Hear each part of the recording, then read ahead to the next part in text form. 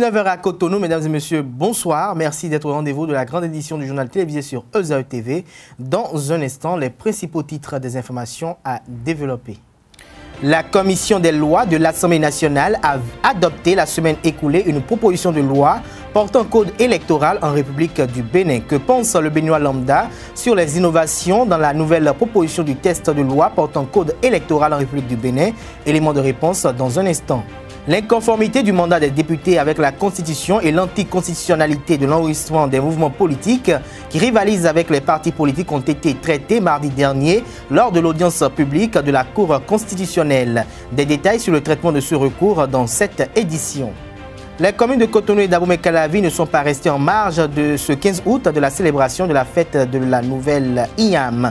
Ils se sont rendus dans plusieurs lieux de réjouissance pour témoigner leur fraternité à la communauté Mahi. À vivre dans un instant, l'ambiance qui a prévalu hier à la plage de Fidjosé de Cotonou.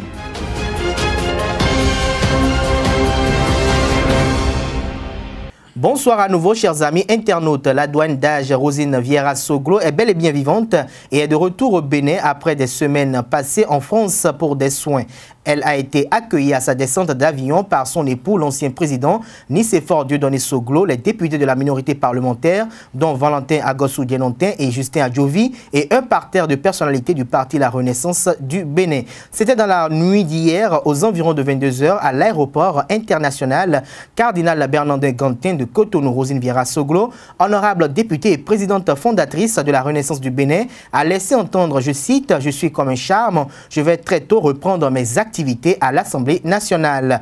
Par la même occasion, elle s'est prononcée sur l'actualité politique nationale. Sur le code électoral en ce qui concerne la caution pour les législatives, la douane d'âge trouve le montant trop élevé et estime que cela ne pourra être pas payé par la Renaissance du Bénin, à son avis. Dans le même registre, une équipe de nos reporters de EZAE TV s'est rapprochée de quelques Béninois lambda afin de recueillir leur impression sur le code électoral. Ils se sont prononcés pour la plupart sur les différentes cautions retenues pour les élections politiques telles que les législatives et les présidentielles. On les écoute. La 7e législature est en train de faire son balayage. La 7e législature est en train de faire son mieux. Parce que auparavant, vous allez voir, et ce sont les honorables, je ne vais pas les appeler des individus. Sinon, si quelqu'un va vendre une portion de carré quelque part, il devient député. Or, nous sommes dans une république où l'Assemblée est souveraine. C'est l'argent du contribuable qui est là. Vous allez là, vous votez de là, vous prenez de l'argent, vous avez des primes par-ci par-là, ils vont en mission, ils ont de l'argent par-ci par-là. Or, ils ne donnent que rien avant d'entrer. Mais aujourd'hui, le peuple va voir clair qu'effectivement, c'est des gens qui ont œuvré dans la caisse de l'État. Parce que les fonds-là vont directement dans la caisse de l'État.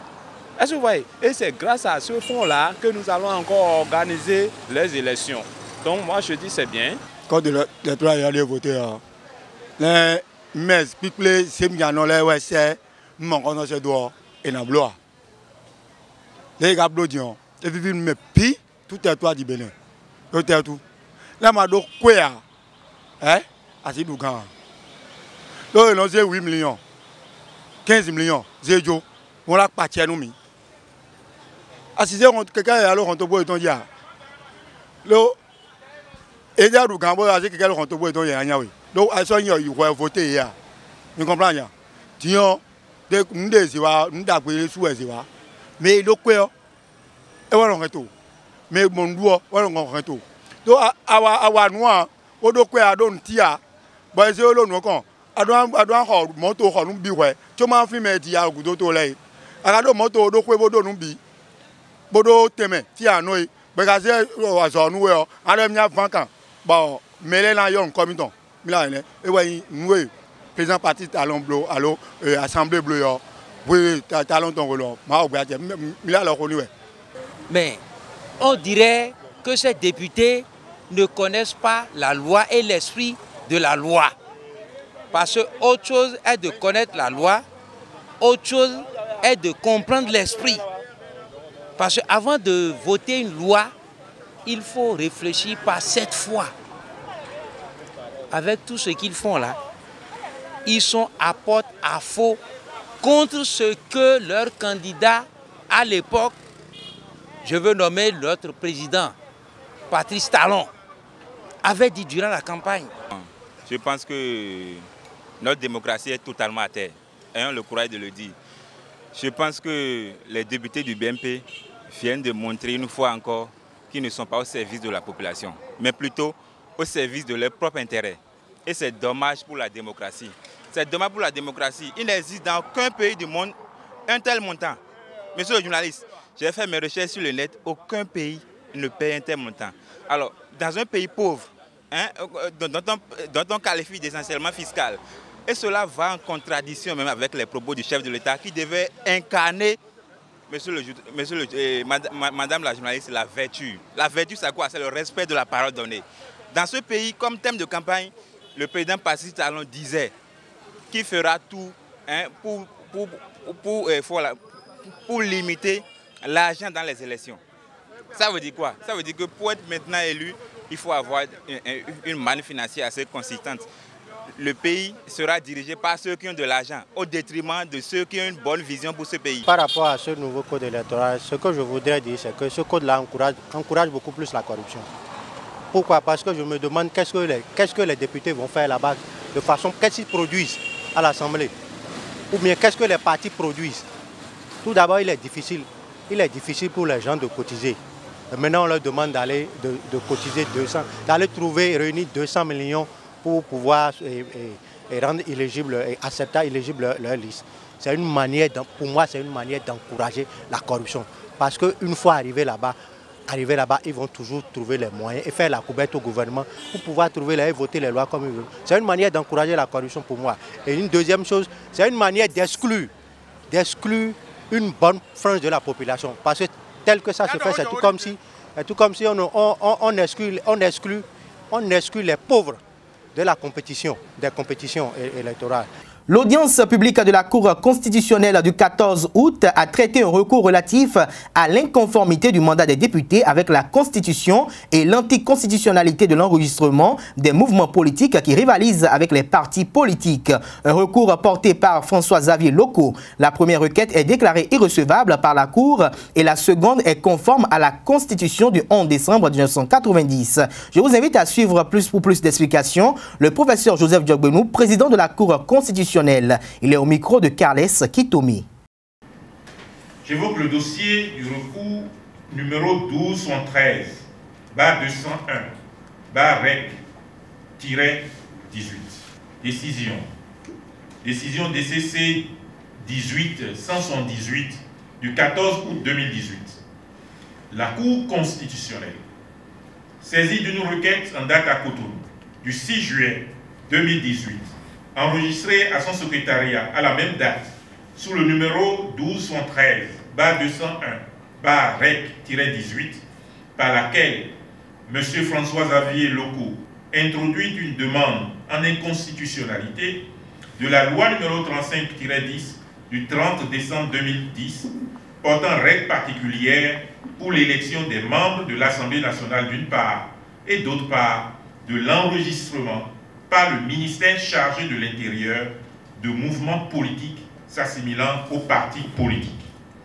Considérant que par ailleurs, il demande à la Cour de déclarer contraire à la Constitution l'enregistrement par le ministère chargé de l'Intérieur de mouvements politiques qui s'assimilent aux partis politiques et qui rivalisent avec ces derniers dans l'animation de la vie publique. Qu'en raison de l'autorité de la chose jugée, il est cher de dire que la requête de M. François-Xavier Loko est irrecevable.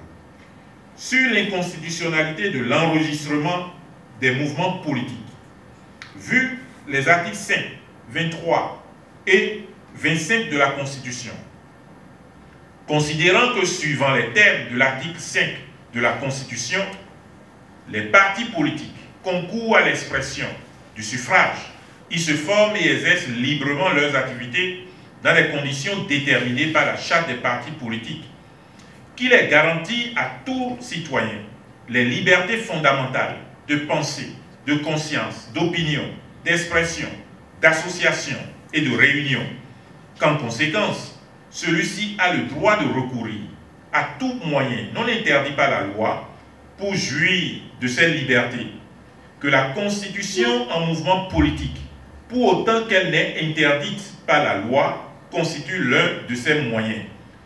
Qu'il y a donc lieu de dire que l'enregistrement par les organes de l'État de tels mouvements n'est pas contraire à la Constitution. Décide. Article 1er. La requête de M. François-Xavier Loco est irrecevable en ce qui concerne la demande de contrôle de constitutionnalité de l'article 2 de la loi numéro 35-10 du 30 décembre 2010 portant règles particulières pour l'élection des membres de l'Assemblée nationale. Article 2. Il n'y a pas violation de la Constitution en ce qui concerne l'enregistrement des mouvements politiques. Le 15 août, fête de la montée de la Vierge Marie aux cieux chez les chrétiens catholiques, coïncide avec la célébration de la nouvelle Inyam chez les natifs de Savalou, de Dassazoumé et de Glazoué. Et comme il est de coutume dans cette localité au centre du Bénin, les populations se retrouvent pour déguster l'Inyam dans toutes ses formes. Les natifs de cette région du Bénin qui n'arrivent pas à se déplacer avec toute leur famille fêtent à leur manière dans leur maison. Une équipe de nos reporters a promené sa caméra dans quelques familles et débit de boissons dans la commune d'Abomey-Calavi. Compte rendu. Célébration du 15 août, fête de l'Assomption et fête de l'Inyam dans la commune d'Abomey-Calavi. La circulation paraît mouvementée comme tout autre jour de fête. Dans les débits de boissons, la mobilisation festive est assez visible. En couple, comme par affinité, les uns et les autres se retrouvent autour d'un pot pour célébrer la fête de l'Inyam après un bol d'Inyam pilé. Si pour des questions de discrétion, compte tenu de la conjoncture sociale actuelle, beaucoup n'ont pas voulu s'afficher devant les caméras, ils affirment néanmoins, hors micro, avoir dégusté de l'Inyam dans toutes ses formes. Pour certains, la fête du 15 août continue jusqu'à la fin du mois d'août. Dans les maisons, la tradition est respectée. Loin d'être un rituel, la consommation de l'Inyam sous diverses formes à travers différents mets est de coutume dans la famille Amolès par exemple. Pour la circonstance, du bon vin est à la portée de tous. Que de joie, on a mangé l'Inyam pilé, on a bu, on a mangé autant de choses qu'on pouvait. On a bu assez de vin, parce qu'on est chez Balin. Il n'y a que chez lui qu'on peut trouver ça. Sentiment de joie, de convivialité, de familiarité, puisqu'on se trouve ici chez mon oncle. Et même si on n'est pas avec eux là-bas, la fête se passe très bien d'ici, à Cotonou. C'est pareil, c'est comme Jacques a dit, on est à Savalou. La fête de l'Inyam, ça s'est bien passé. Il y a eu l'Inyam, il y a eu Chokourou. Pilon à la main, hommes et femmes s'attellent pour faire sortir du mortier une bonne pâte d'Inyam pilé d'une gustativité extraordinaire. Étant mariés, dans cette maison, hommes, femmes et enfants savent piler l'Inyam. Ce jour est un jour d'hospitalité extrême où tout invité est servi sans distinction majeure. De la viande de mouton et de la viande de brousse étaient au menu. La sauce d'arachide et la sauce dite claire n'ont pas occulté le festin. Balai Diabata, Amolès, je suis dans sa maison. Comme tous les ans, il nous invite à venir manger à goût avec de différentes sauces. Normalement, chez nous, quand les ancêtres ne mangent pas l'Inyam, tu n'es pas censé goûter à goût le 15 août.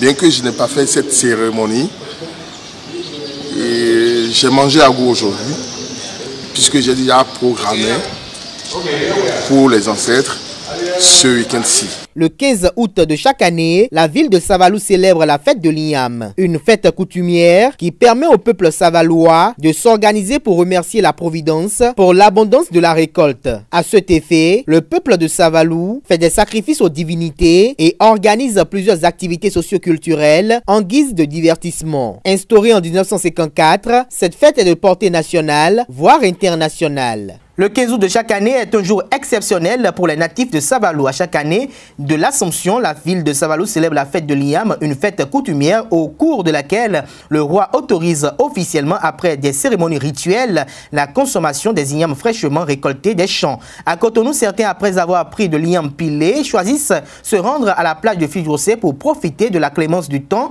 ou encore pour continuer la désaltération festive avec quelques bouteilles de bière. Léroy Signanro et Mathias Rongbadji pour Le Point.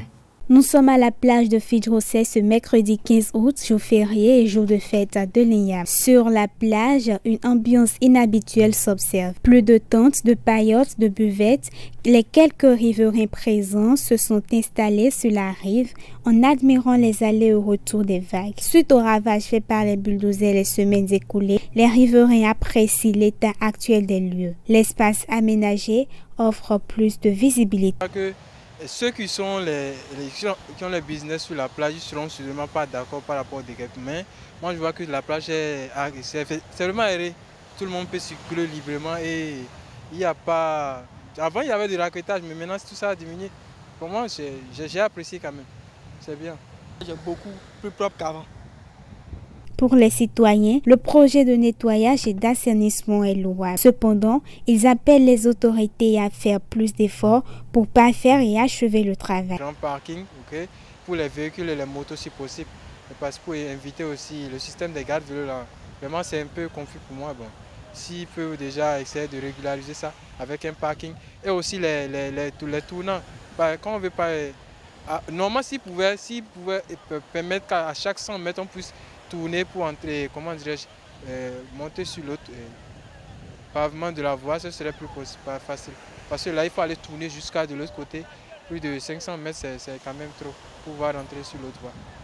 J'ai constaté qu'il manque un parking parce qu'on voit les voitures garées au bord de la voie, ce n'est pas trop bien. Le nettoyage et l'assainissement des plages n'étant pas temporaires, les riverains de Fidjrosset devront jouer leur partition, garder limpide l'espace et rendre le décor plus attrayant.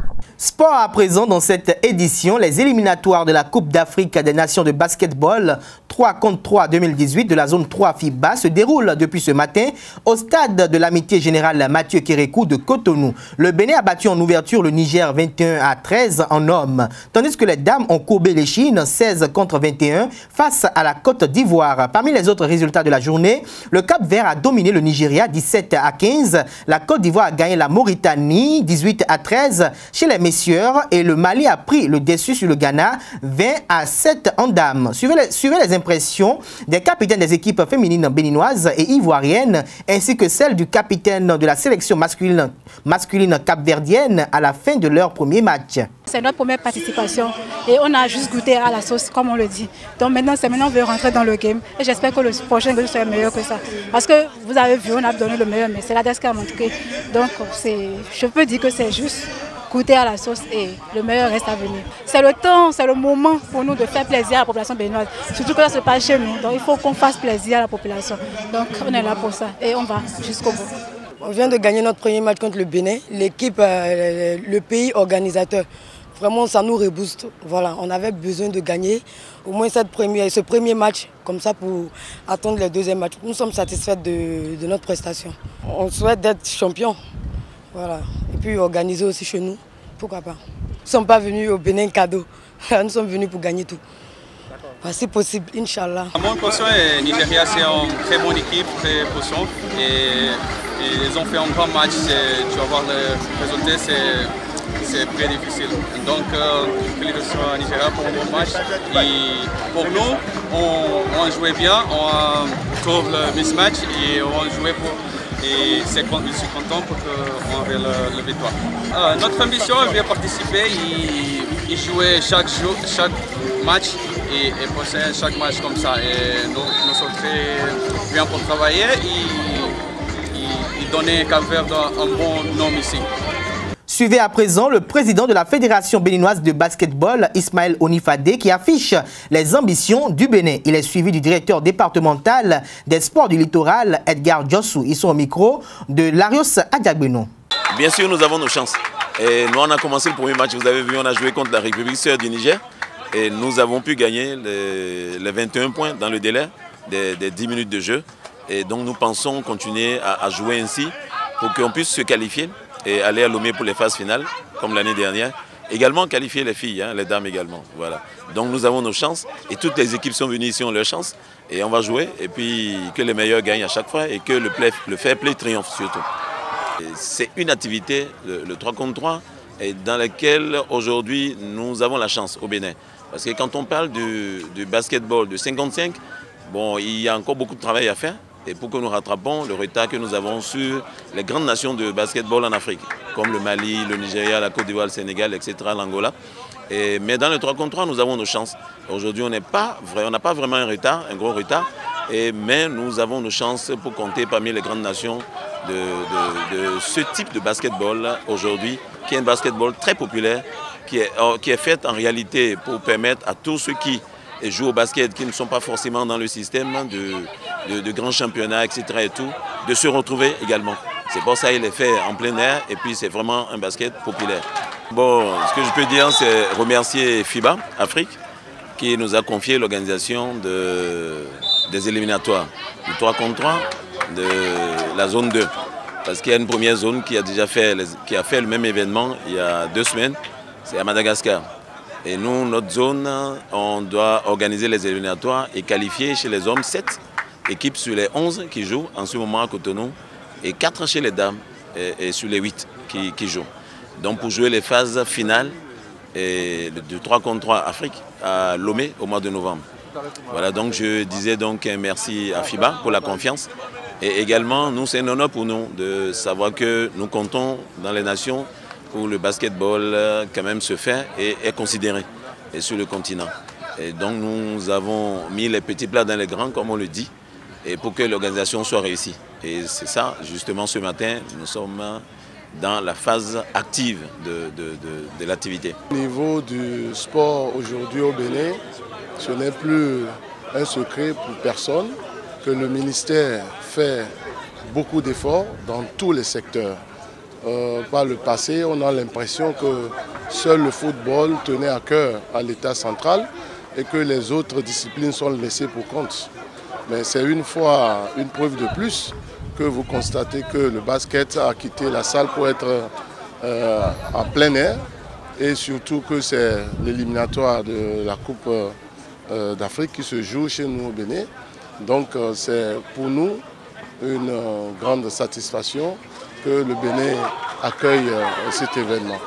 C'est ce qui signifie ma présence ici d'ailleurs, aux côtés de la fédération, afin de pouvoir soutenir les athlètes, les jeunes qui de plus en plus s'adonnent à différentes autres disciplines que le football. Précisons que toutes les 11 équipes masculines annoncées à ce tournoi qualificatif de la 3e édition de la CAN 3 contre 3 FIBA sont arrivées à Cotonou. En revanche, dans la catégorie féminine, des 10 pays attendus manquent à l'appel. La compétition va prendre fin demain, vendredi 17 août 2018. Et puis, face aux rumeurs d'un supposé rançonnement des joueurs de l'équipe nationale junior du Bénin de football par l'encadrement technique, le sélectionneur Valère Wandinou s'inscrit en faux contre ces allégations. L'ancien assistant de feu de Stéphane Keshi entend poursuivre les auteurs en justice afin qu'ils apportent les preuves de leurs affirmations. Toutefois, cela ne mousse guère son ardeur d'aider les futures stars du football béninois à l'éclosion de leur talent. La rue Sadia Beno. Quelle affaire, moi, qu'est-ce qui s'est passé? Les joueurs sont là. Je crois qu'il est mieux d'aller vers les joueurs et leur demander effectivement ce qui s'est passé. Ça, c'est entre eux. Moi, je n'en sais rien de tout ça là. Et tous des trucs comme ça, ça me fait rire, moi, parce que moi, je ne suis plus à ce niveau. Rançonnement, on veut préparer, mais est-ce que c'est les joueurs qui préparent le match? Donc moi, ça, c'est... Quand j'ai appris ça, bon, moi, je n'ai pas digéré, ça ne m'a pas plu du tout. Mais je dis, bon, moi, je suis tranquille parce que je ne me reproche rien. Je ne me reproche rien. Et moi, cette affaire, je crois que celui qui l'a dit, et il dit qu'il a des preuves, je crois qu'il est bon, qu'on l'écoute et puis qu'on l'amène là où on doit l'amener devant la justice. Parce que c'est très important. Parce que ce dernier veut gâter mon nom. Moi, j'ai un nom. Moi, j'ai déjà fait mon nom. Il ne va pas chercher à gâter mon nom. Moi, je ne suis plus à ça l'après. Collègue, rançonnement de 10 000 ou bien de 60 000, ça, c'est des trucs que je ne comprends pas. Si on veut gâter quelqu'un, si c'est ça, c'est par la voie là qu'on va gâter quelqu'un, bon, là, on va aller devant la justice. S'il a des preuves, il va nous dire qu'il a des preuves par rapport à ce qu'il a dit, par rapport à ce qu'il a mis sur les réseaux sociaux. Donc moi, je crois que c'est mieux comme ça. Non, regretter, moi, il ne va pas dire que je regrette. Je ne regrette rien. C'est un plaisir à moi de le faire. Si je dois regretter, je vais dire, je vais regretter parce que jusque-là, je n'ai pas encore un contrat. Mais moi, je ne regrette rien parce que j'ai servi mon pays et c'est un plaisir à moi de le faire, et surtout à cause de la jeunesse. Et nous avons la jeunesse, les enfants qui sont là, on doit les aider à arriver, on doit les aider pour qu'ils puissent avoir quelque chose dans le futur, dans le football. Donc regretter, non, moi je ne regrette rien. Le dernier mot c'est quoi? Moi je crois que les autorités du football béninois, comme le ministère, la fédération, le gouvernement, bon, on doit penser à la continuité. Et parce que cette jeunesse, moi je n'aimerais pas qu'on les abandonne, qu'on les oublie. Parce que dans cette équipe, moi je dis, nous avons des potentialités, nous avons des joueurs là qui peuvent faire quelque chose demain pour ce pays. Donc je demande à nos autorités de ne pas les abandonner. Mesdames et messieurs, ce sera tout pour cette édition du journal télévisé sur Ezaï TV. Merci pour l'attention et passez l'agréable soirée de travail en compagnie de programme sur les www.ezaïtv.com. Bonne soirée à toutes et à tous.